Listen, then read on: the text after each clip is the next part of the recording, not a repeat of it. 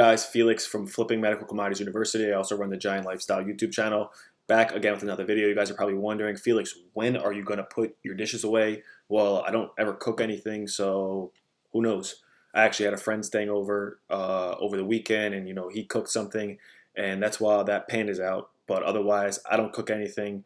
Strictly all business for me. I have prepped meals that come to my house every week, and that is how I stay productive, efficient, and that's kind of how I handle my diet. But enough about that, more about medical commodities. In this video, we're going to be talking about, safe environments when buying product. Now, I've seen this question a few times where people say, hey, I'm a female, or hey, I'm a little older, or hey, have you ever been in a bad situation when going out and meeting a client, doing a deal, buying product?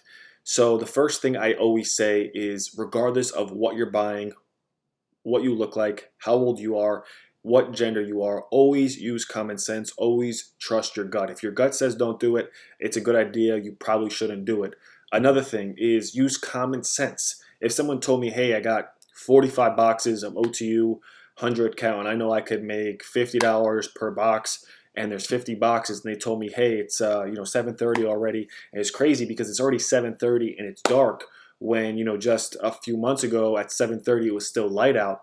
But if they said, hey, come meet me at South 19th on South 19th Street in Newark, New Jersey, while I might do it, at the same time I might not. Or if they said, hey, meet me behind this alleyway, which is kind of hypothetical, but meet me in this alleyway, make a left, make a right, and you'll see a dumpster, and I'll be behind the dumpster. Am I really going to do it? I'm going to use some common sense. So what I typically do, and I have my courier do, is like, hey, we can meet at Starbucks. Hey, we can meet at McDonald's. Hey, we're going to meet you in a public location. We're not going to have any extra money than the price we agreed to. And we got to inspect the product before we give you the money. So always inspect the product before you ever give the person the money, and don't carry any extra crazy cash. The next thing I would say is that I've never actually ever heard of anybody in this business ever getting robbed, or anybody ever getting in a crazy situation. I was explaining this to somebody else earlier today, and I've heard this happening in like the phone flipping or electronic reselling business, because when you think of somebody who's an electronic reseller, you know that electronics, money, they're just kind of in tune with each other. But when you think about diabetic testing supplies, a guy who's buying diabetic testing supplies, it doesn't convey that they're going to have a lot of money. When they're a electronic or phone reseller, it kind of just comes with the notion that that person has money.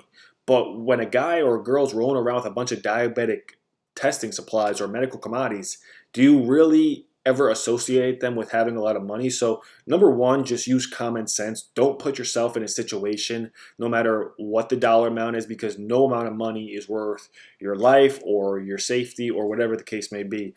And number two, always inspect the product. Never carry obscene amount of money. And then, besides that, you really shouldn't have an issue. Like, I've never had an issue in hundreds and hundreds of transactions of meeting my clients. Have I ever gone to my clients' houses? Yes, I have. If they're older, if they don't want to go out, especially after I feel the situation out and I build the rapport and the relationship, then I'll be a little bit more open to going and meeting them in person.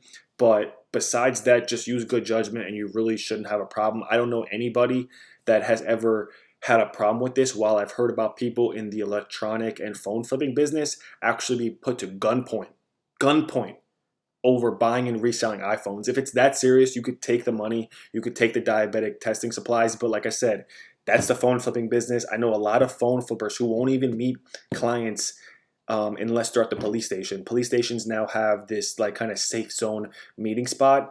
But how many people really want to do that? Like, if you told me like, hey, I have diabetic testing strips for sale, and you tell me, hey, I need you to meet me at the police station. Like, even though I personally wouldn't mind, you have to put yourself into the heads of other people. Like, do other people really want to go to the police station? A lot of people aren't a fan of the police. So do they really want to go there to sell their electronics? So, I mean, their diabetic medical commodities. So that's kind of like it's just not a cool feeling that you want to have to experience. And like, I just can't believe, I've heard it multiple times where people have been robbed, where people have been put to gunpoint, where people have had, very violent, if not very close to violent situations over buying and reselling electronics. And like I said, I've never even heard of that happening in this industry. So you really don't have to worry about it. Use good judgment. Like I said, I know some of my clients is 117. I have a handful of women that do this business very successfully. Use good judgment. Trust your gut. Meet in public places. Don't go to nobody's house. Don't go to any situation that's going to potentially put you in harm's way, and you should have nothing to worry about. If you guys have any other questions, comments, concerns, drop them in the comments below. If you guys want more information, click the first link. The second link is the book of call. Thank you guys for watching. See you guys later. Peace.